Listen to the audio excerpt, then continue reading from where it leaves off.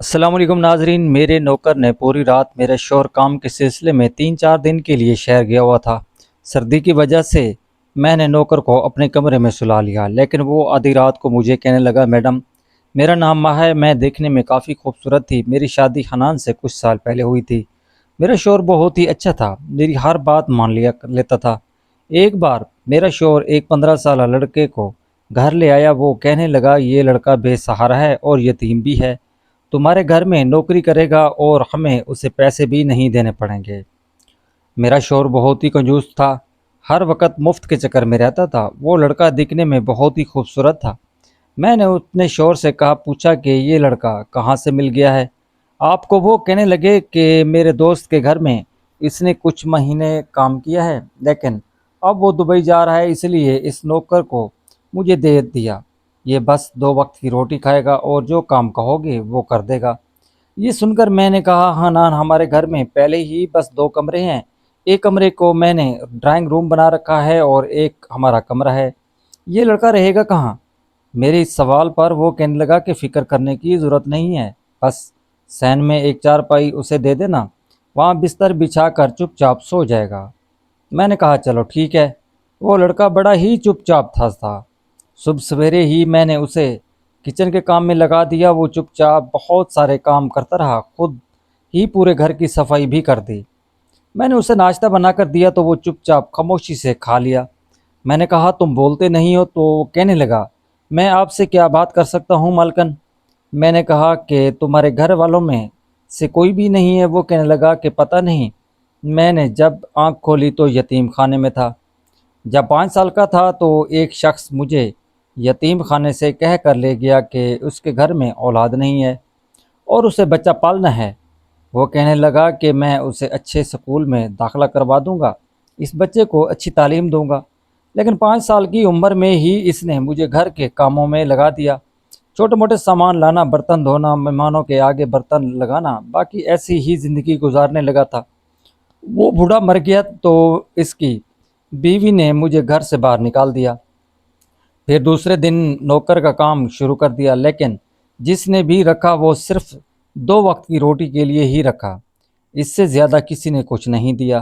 وہ روٹی کے بدلے میں گھر کا سارا کام کرواتا ہوں۔ یہ سن کر مجھے بڑا ہی دکھ ہوا، بیچارے کی کیا زندگی تھی۔ میں نے اس کے سر پر ہاتھ پھیرا اور کہا کہ تم فکر مت کرو، میں تمہیں تھوڑے بہت پیسے بھی دے دیا کروں گی، اصل میں میرے شوہر کی بھی اتنی ہی زیادہ تنخواہ نہیں۔ وہ کہنے لگا، نہیں مالکن جی رہنے دو، 2 وقت کی روٹی دے رہی ہو نہ، میرے لیے یہی کافی ہے۔ میرا کون سا خاندان ہے جس کی مجھے فکر کرنی ہے اور اسے مجھے پیسے دینا ہے؟ میرے دل میں اس لڑکے کے لیے ہمدردی پیدا ہونے لگی تھی، لیکن میں نہیں جانتی تھی کہ یہ ہمدردی مجھے بہت مہنگی پڑنے والی تھی۔ میرے شوہر کے کام کا سلسلہ کچھ ایسا تھا کہ کئی دنوں تک وہ دوسرے شہر میں رہنا پڑتا تھا۔ جس کمپنی میں وہ کام کرتا تھا، اس کمپنی کا باس میرے شوہر کو مہینے میں 1-2 دوسرے شہر میں بھی آرڈر دینے کے لیے بھیجتا تھا۔ میرا شوہر دوسرے شہر جاتا تو 3-4 دن بعد ہی واپس آتا۔ ان دنوں گھر پر میں اکیلی ہوتی۔ میری شادی کو 6 سال گزر گئے تھے، لیکن مجھے ابھی تک کوئی اولاد نہیں ہوئی تھی۔ میں نے سوچا کہ اگر میں کسی یتیم بچے کے ساتھ اچھا برتاؤ کروں گی تو ہو سکتا ہے کہ میری یہ بات اللہ کو پسند آ جائے اور وہ مجھے کوئی اولاد دے دے۔ میں شاید یہی غلطی کر بیٹھی تھی۔ میرا شوہر کچھ دن کے لیے اپنے کام کے سلسلے میں دوسرے شہر گیا ہوا تھا۔ گھر میں تھی اور وہ 15 سال کا نوکر تھا۔ میں نے تو پہلی بار اس کی بے پاکی دیکھی تھی۔ میں کچن میں آٹا گوندھ رہی تھی اور وہ اسی وقت کچن میں آ گیا۔ میں بنا دوپٹے کے ہی کام کرتی تھی، لیکن میں نہیں جانتی تھی کہ 15 سال کے لڑکے کی نظر میں اس قدر بے پکی بھی ہو سکتی ہے۔ میں نے بنا دوپٹے کے آٹا گوندھ رہی تھی کہ وہ سنگ میں جمع برتن دھونے کے بہانے وہاں سنگ کے پاس کھڑا ہو گیا تھا۔ میں بھی سنگ کے بالکل برابر بھی ہی اپنی سوچوں میں گم تھی۔ اس وقت اچانک میرے وجود پر کسی چیز کی رینگتی ہوئی محسوس ہوئی۔ مجھے یہ لگ رہا تھا کہ کسی کی تیز نظر میرے وجود پر کسی آرے کی طرح چل رہی ہے۔ میں نے جھٹ سے پلٹ کر دیکھا تو وہاں 15 سال کا نوکر مجھے ہی دیکھ رہا تھا۔ وہ کبھی میرے چہرے کو دیکھتا تو کبھی میرے جسم کو۔ وہ اسی وقت نظریں چرا کر برتن دھونے لگا۔ پہلے تو میں گھر میں گھبرا گئی تھی۔ فوراً میں نے کچن کے دروازے پر لٹکا ہوا اپنا دوپٹہ لیا اور خود پر لپیٹا۔ میں آٹا لگ بھگ گوندھ چکی تھی۔ میں نے اسے ایک ڈبے میں ڈالا اور فریج میں رکھ دیا، اور فوراً سے کچن سے باہر نکل کر اپنے کمرے میں آ گئی۔ اپنے بیڈ پر بیٹھ کر وہ سوچنے لگی، آخر یہ 15 سال کا لڑکا مجھے کیوں دیکھ رہا تھا؟ پھر میں نے سوچا کہ شاید یہ میرا وہم ہوگا، بھلا وہ اتنا سا بچہ مجھے کیوں بری نظر سے دیکھے گا؟ خدا نے عورت کی فطرت میں یہ بات سمجھ رکھی ہے کہ وہ اپنے اوپر اٹھنے والی ہر غلط نگاہ کو محسوس کر لیتی ہے۔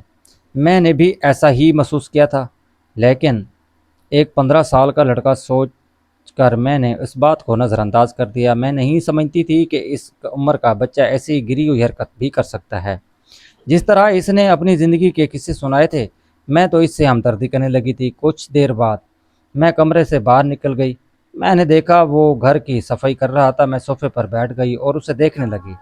دیکھنے میں مجھے اس کا کوئی بھی برائی نظر نہیں آ رہی تھی۔ وہ اپنے کام سے کام رکھنے والا تھا۔ میں نے سوچا شاید میں نے ہی اس کے بارے میں غلط اندازہ لگا لیا ہے۔ اس کے بعد رات کا کھانا کھانے کے بعد وہ کہنے لگا، مالکن باہر سردی بہت ہو گئی ہے، اگر آپ کو برا نہ لگے تو میں آپ کے کمرے میں سو جاتا ہوں۔ اس کی بات تو ٹھیک تھی۔ سردی کا موسم شروع ہو چکا تھا اور رات کو صحن میں ٹھنڈ محسوس ہوتی تھی۔ میں نے کہا، ہاں سو گئے۔ میرا کمرہ کوئی فالتو کا کمرہ تھوڑی ہے، ایک کمرہ جسے میں نے اپنی سلائی کے لیے محفوظ رکھا ہے۔ اس میں بہت سامان بکھڑا ہوا ہے، کہیں سلنے والے کپڑے تو کہیں مشین ہے، اور کمرہ بھی چھوٹا ہے۔ میری چیزیں کو تم ادھر ادھر کر کے لیٹ جاؤ گے اور میں پھر ڈھونڈتی رہوں گی۔ وہ کہنے لگا، برا نہ مانیے، میں آپ کے کمرے میں سو جاتا ہوں۔ یہ سن کر میں چونک گئی۔ وہ کہنے لگا، مالکن میں زمین پر بستر بچھا کر سو جاؤں گا، لیکن باہر مجھے بہت زیادہ ٹھنڈ لگ رہی ہے۔ میں نے ابھی تک سردیوں کے کپڑے بھی نہیں لیے۔ میں نے اسے اپنے کمرے میں سونے کی اجازت تو دے دی، لیکن میں نے اس کے چہرے پر عجیب سی خوشی کے آثار دیکھے تھے، جیسے وہ یہ سن کر بے تحاشا خوش ہو گیا ہو۔ اس نے فوراً ہی اپنا بستر اٹھایا اور میرے کمرے میں زمین پر بچھا کر لیٹ گیا۔ مجھے اندھیرے میں سونے کی عادت تھی۔ میں نے سونے سے پہلے کمرے کی لائٹ بند کر دی تھی۔ پھر میں آہستہ آہستہ گہری نیند میں جانے لگی، اور کب گہری نیند سو گئی پتہ ہی نہیں چلا۔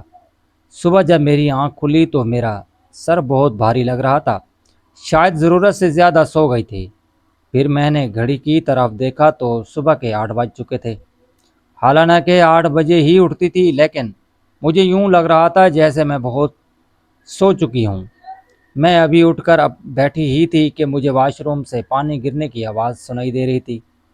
میں نے جب بیڈ کے نیچے دیکھا تو اس کے لڑکے کا بستر نہیں تھا، یعنی کہ وہ اٹھ چکا تھا، اور پھر وہ میرے واش روم میں گھسا ہوا تھا۔ وہ کتنا ہی تیز لڑکا تھا، بنا میری اجازت کے میرا واش روم استعمال کر رہا تھا۔ مجھے یہ بات اچھی نہیں لگی کہ وہ میرا واش روم استعمال کر رہا ہے۔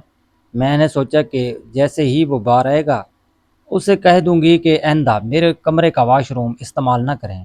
جیسے ہی وہ واش روم سے باہر آیا تو میں نہا کر آیا تھا۔ مجھے دیکھ کر عجیب سی مسکراہٹ اس کے چہرے پر سج گئی۔ مجھے اس وقت احساس ہوا کہ میرے تو بال گیلے ہوئے ہیں اور بکھرے بھی پڑے ہیں، حالانکہ جب میں سوئی تھی تو میں نے اپنے بالوں کو پونی سے باندھ لیا تھا۔ بہرحال میں نے فوراً اپنے بالوں کو لپیٹ کر جوڑا بنایا۔ پھر جب میں اپنا دوپٹہ اٹھانے لگی، بہر کی چادر کو دیکھا کر میرے ہوش اڑ گئے تھے۔ بیڈ کی چادر بری طرح سے بکھری ہوئی تھی، حالانکہ میں تو جس کونے میں سوتی تھی وہیں سے اٹھتی تھی۔ مجھے کبھی بھی بیڈ پر پھیل کر سونے کی عادت نہیں تھی، لیکن بیڈ کی چادر کو دیکھ کر یہ لگ رہا تھا کہ کوئی سو کر صرف اٹھا ہو، بلکہ جو بات میرے ذہن میں آئی وہ میرے ہوش اڑانے کے لیے کافی تھی۔ وہ لڑکا فوراً سے اپنا بستر اٹھا کر کمرے سے باہر جانے لگا۔ میں نے کہا، میری بات سنو۔ مجھے اب تک اس کا نام بھی پتہ نہیں تھا۔ کہنے لگا، جی مالکن۔ میں نے کہا، رات کو تم کہاں سوئے تھے؟ تو میرے اس سوال پر اس کے چہرے کی رنگت اڑ گئی۔ وہ کہنے لگا، مالکن زمین پر سویا تھا، کیا ہوا؟ میں نے کہا کہ کچھ نہیں، جاؤ۔ وہ جانے لگا تو میں نے پھر اسے پکارا۔ میں نے کہا، بات سنو لڑکے۔ وہ پلٹ کر مجھے دیکھنے لگا۔ میں نے کہا، آئندہ میرا واش روم استعمال مت کرنا۔ وہ کہنے لگا، ٹھیک ہے، نہیں کروں گا۔ میں نے کہا، تمہارا نام کیا ہے؟ وہ کہنے لگا کہ آپ جو بھی رکھ لیں، ویسے سب مجھے بابو کہتے ہیں۔ اس کا نام سن کر مجھے بڑا ہی عجیب لگا۔ بھلا یہ کوئی نام ہے؟ اس کا کیا نام کیسا ہے؟ وہ کہنے لگا یہ پتہ نہیں یتیم خانے والوں نے تو بابو رکھا تھا، سب بابو بابو کہہ کر پکارتے ہیں۔ اتنا کہہ کر وہ کمرے سے چلا گیا۔ میں بیڈ سے اٹھی اور میری کمر میں عجیب سا درد تھا۔ میری طبیعت میں بھی سستی چھائی ہوئی تھی۔ میرا دل ہی نہیں چاہ رہا تھا کہ میں اپنے بستر سے اٹھ کر باہر جاؤں۔ اس سے چائے بنانی آتی تھی، اس لیے میں نے کہا بابو۔ وہ کہنے لگا جی مالکن۔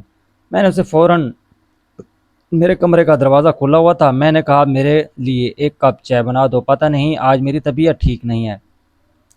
میری اس بات پر جب اس نے مجھے دیکھا اور کہنے لگا ہاں ایسا ہو جاتا ہے اسے کام میں، یہ کہہ کر وہ باہر چلا گیا۔ میں سوچنے لگی میں نے ایسا کون سا کام کیا ہے۔ بہرحال میں کمرے میں باہر آئی تو وہ اپنے کام میں مصروف تھا۔ میں نے اپنے موبائل سے اپنے شوہر کو کال کی۔ پہلی بار میرا دل اپنے شوہر کے جانے پر عجیب لگ رہا تھا۔ میں نے کہا حنان کب واپس آؤ گے؟ وہ کہنے لگا کیا ہو گیا ماں، ابھی مجھے آئے ہوئے ٹائم ہی کتنا ہوا ہے؟ تمہیں پتہ ہے جب میں دور شہر میں آتا ہوں تو مجھے 3-4 دن لگ ہی جاتے ہیں۔ پہلے تم نے کبھی ایسا سوال نہیں کیا۔ اس کی بات ٹھیک تھی، لیکن پتہ نہیں اس بار مجھے کچھ عجیب سا لگ رہا تھا۔ کہنے لگا فون بند کرو، میٹنگ میں ہوں، تمہیں میں رات کو ہی کال کروں گا۔ میں نے کہا ٹھیک ہے۔ وہ کہنے لگا وہ لڑکا ٹھیک سے کام کر رہا ہے؟ میں نے کہا ہاں کام ٹھیک کر رہا ہے۔ میری آواز کا حنان کو کہنے لگا ماں تمہاری طبیعت تو ٹھیک ہے، مجھے تم ٹھیک نہیں لگ رہی، کیا ہوا ہے؟ ہم دونوں میاں بیوی تو تھے، اس لیے ہم اتفاق اور محبت کی، ہم ایک دوسرے کے لہجے سے ہی جان جاتے تھے سامنے والا پریشان ہے یا نہیں۔ میں نے گہری سانس لی اور اپنے شوہر سے کہنے لگی کچھ نہیں، بس کل سے میری طبیعت تھوڑی بھاری بھری لگ رہی ہے، میرا جسم تھکا تھکا سا لگ رہا ہے۔ سامنے کھڑا ہو کر میرا نوکر مجھے ہی آنکھیں پھاڑ پھاڑ کر دیکھ رہا تھا۔ اس کی نظروں میں ایک عجیب سی تپش تھی جو مجھے اپنے وجود پر جلتی ہوئی محسوس ہو رہی تھی۔ بہرحال یہ ہم میاں بیوی کا آپس کا معاملہ تھا، اس لیے میں وہاں سے اٹھ کر اپنے کمرے میں چلی گئی۔ ان کی ضروری میٹنگ تھا، اس لیے کچھ دیر بعد کال بند کر دی۔ میں ایک بار پھر نیم دراز ہو کر بیٹھ گئی، تبھی دروازہ ہلکی سی چچڑاہٹ اور پیدا کرتے ہوئے کھلا۔ دروازے پر نوکر ہی کھڑا تھا۔ مجھے دیکھ کر کہنے لگا کیا ہوا مالکن، آپ کو کچھ چاہیے؟ میں نے آنکھیں بند میں اسے نہیں سر ہلایا۔ میں نے کہا نہیں کچھ نہیں، دیر آرام کرنا چاہتی ہوں۔ تم نے آنکھیں موندے محسوس کیا تھا جیسے وہ دروازے کے پاس ہی کھڑا مجھے گھور رہا تھا۔ اگلے ہی پل میں نے آنکھیں کھول کر دیکھا تو وہ فوراً ہڑبڑا کر اپنا چہرہ سنجیدہ کر چکا تھا۔ وہ کہنے لگا مالک مجھے آپ کی طبیعت ٹھیک نہیں لگ رہی، میں تو آپ کے سر کی مالش کر دیتا ہوں، میں بہت اچھی مالش کرتا ہوں۔ لیکن میں نے اسے انکار کر دیا۔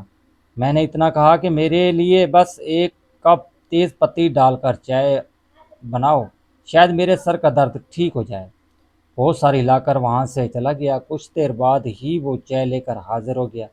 چائے پینے میں مجھے کافی کڑوی لگ رہی تھی، اس نے پتی کچھ زیادہ ہی ڈال دی تھی۔ بہرحال چائے پیتے ہی مجھے سکون سا محسوس ہونے لگا تھا، اس لیے میں بہت ہی جلد گہری نیند میں سو گئی تھی۔ مجھے اس بات کی کوئی پرواہ نہیں تھی کہ گھر یوں ہی کھلا ہے، کوئی آ گیا تو کیا ہوگا۔ مجھے اس نوکر پر پورا ہی بھروسہ تھا، ویسے بھی اس نے میری موجودگی میں پورے گھر کو بڑے اچھے طریقے سے سنبھال لیا تھا۔ میں اس وقت سوئی ہوئی تھی کہ رات کے 9 بج رہے تھے۔ جب میری آنکھ کھلی تو کمرہ ہلکی سی روشنی میں ڈوبا ہوا تھا۔ میں جب اٹھی تو گھڑی پر وقت دیکھ کر بکھلا گئی تھی۔ بھوک سے تو میری حالت ویسے بھی خراب ہو رہی تھی، سوائے ایک کپ چائے کے پیا تھا۔ میں اٹھ کر باہر آئی تو نوکر مجھے دیکھ کر فوراً میری طرف آیا اور وہ کہنے لگا کہ مالکن آپ کی طبیعت ٹھیک ہوئی ہے تو آپ کے لیے کھانا لگا دوں۔ وہ کہنے لگا میرا انتظار کر رہا تھا۔ میں کہنے لگی کہ تم نے مجھے جگایا کیوں نہیں، کیسے سو رہی ہو تم؟ اس بات پر وہ ہلکا مسکرایا اور وہ مجھے غور سے دیکھنے کے بعد کہنے لگا آپ سوتے ہوئے اتنی پیاری لگ رہی تھیں کہ مجھے جگانا مناسب نہیں سمجھا۔ اس کی بات پر میں نے چونک کر اسے دیکھا۔ میں کہنے لگی کیا مطلب ہے؟ وہ کہنے لگا کہ مالکن جی آپ اتنے مزے اور پرسکون کی نیند کر رہی تھی، بھلا میں نوکر کون ہوتا ہوں آپ کو نیند میں خلل ڈالنے والا؟ ویسے بھی پورے گھر میں کام تو میں نے نمٹا ہی دیا تھا، اور کام ہی کتنے تھے، آپ کو اٹھ کر تھے، اس لیے سوچا کہ آپ نیند میں سو جائیں۔ بہت ہی لذیذ تھا۔ اس دن میں نے پلٹ کر کھانا کھایا اور جب کھڑا مجھے دیکھ رہا تھا، لیکن میں نے اسے بھی سامنے کرسی پر بیٹھنے کو کہا۔ اس وقت پھر میرے شوہر کی بھی کال آ گئی اور میں کمرے میں باتیں کرنے لگی۔ 2 گھنٹے سے لگاتار اپنے شوہر سے باتیں کر رہی تھی اور اس دوران کمرہ بند تھا۔ میرا نوکر کمرے کے باہر ہی موجود تھا۔ جب 2 گھنٹے گزرے تو میں اچانک دروازے پر دستک دینے لگا۔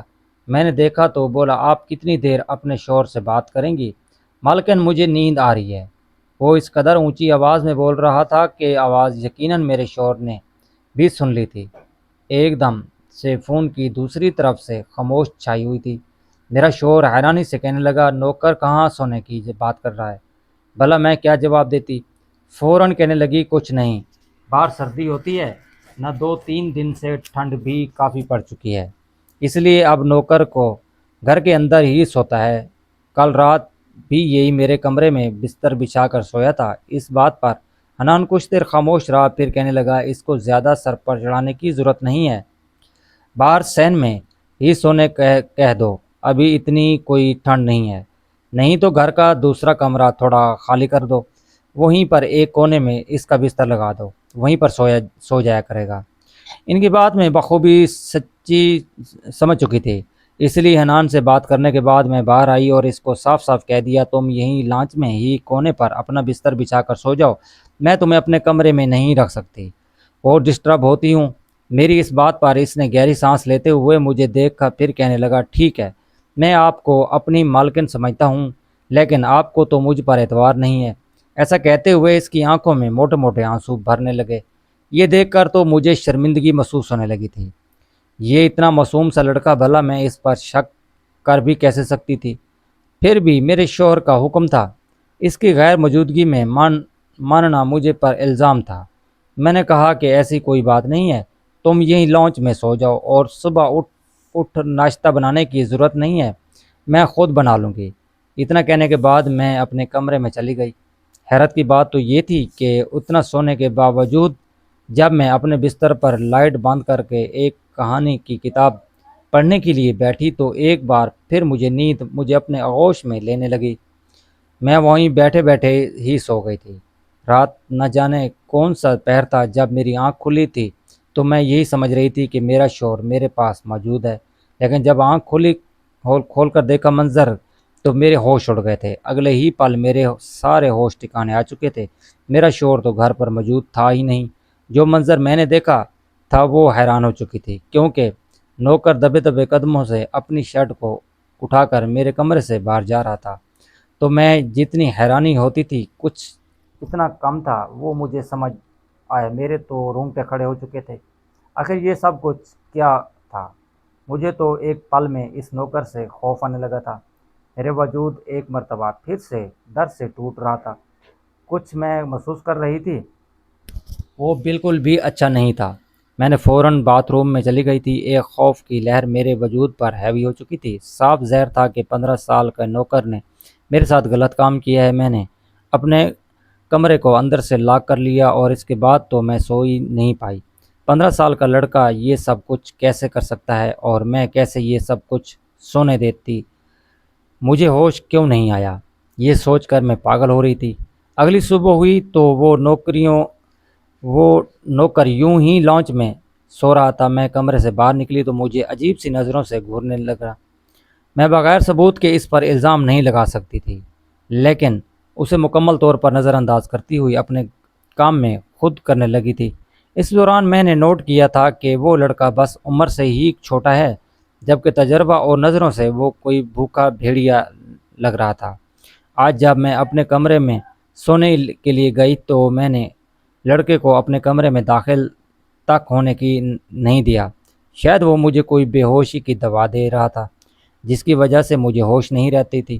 اس نے روز اپنے کمرے میں کچھ دیر بعد نوکر کو کمرے میں آیا مجھے دیکھ کر کہنے لگا، ملکن لائیے اپنا ایئر فریشن دیں، میں کمرے میں چھڑک دیتا ہوں۔ لیکن کچھ سوچتے ہوئے میں نے اسے منع کر دیا۔